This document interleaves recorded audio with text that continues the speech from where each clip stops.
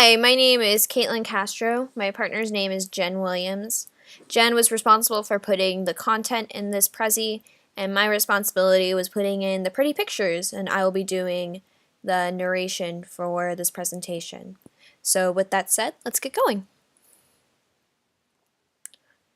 Our topic was online responsibility. While Jen and I were examining different views pertaining to online responsibility from the perspective of both students and teachers, many issues came up, with the main one being how can teachers and students alike develop online identities while maintaining their privacy and professionalism.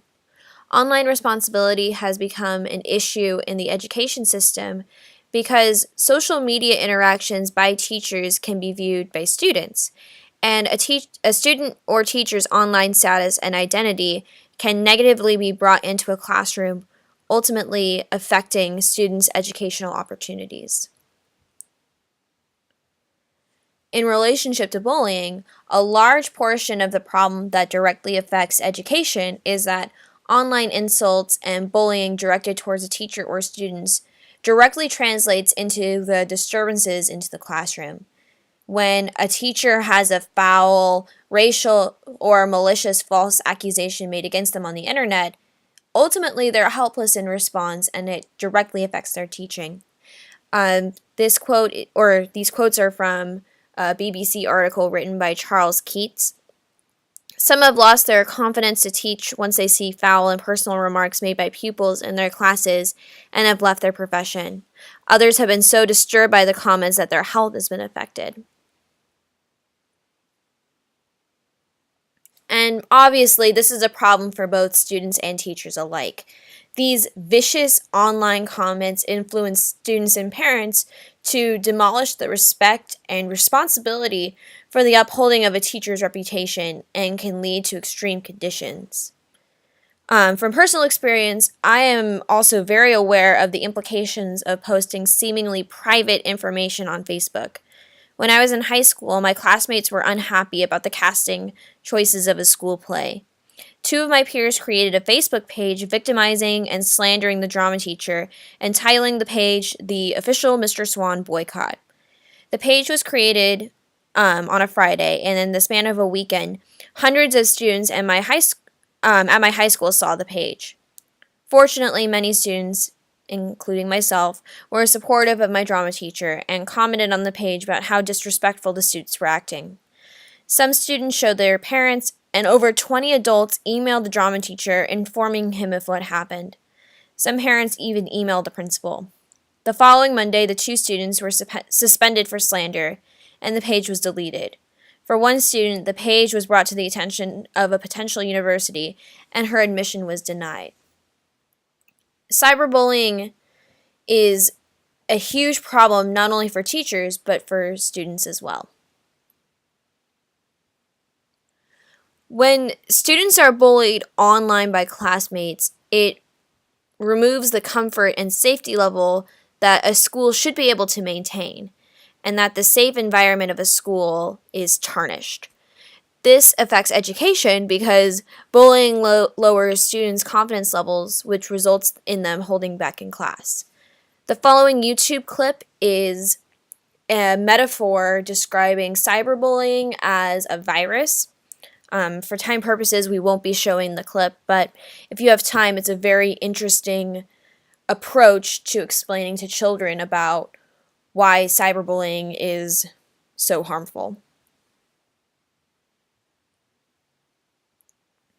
Cyberbullying, as has been stated in the past couple of slides, cyberbullying, when translated into a classroom, places a burden on education. The students or teachers being bullied online are less likely to strive to their full potential. This impacts the educational community in a negative way because when a classroom is no longer unified, the students get less out of their time in the classroom. Obviously, there is a huge problem associated with cyberbullying, and there is a great need for solutions. There is something that needs to be done to resolve the issue of online identities negatively affecting a classroom. Teachers deserve online identities because they're people too and should be able to express themselves freely. However, since students can see what they're saying, some of the responsibility lies on them to monitor and control what they post. Now, this picture is an example of why it is so important to monitor what you post on Facebook. This is really a teacher, and as you can see, her students got a hold of the picture, and now this teacher obviously has a very tarnished reputation.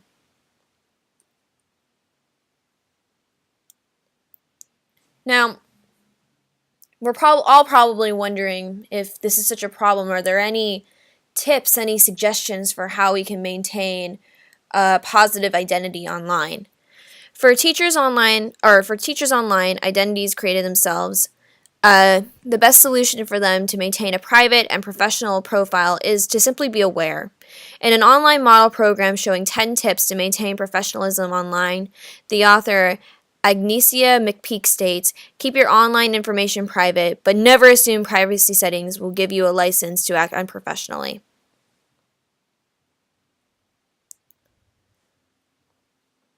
And teachers should also know before they go into their profession that they're going to be role models for their students and the community.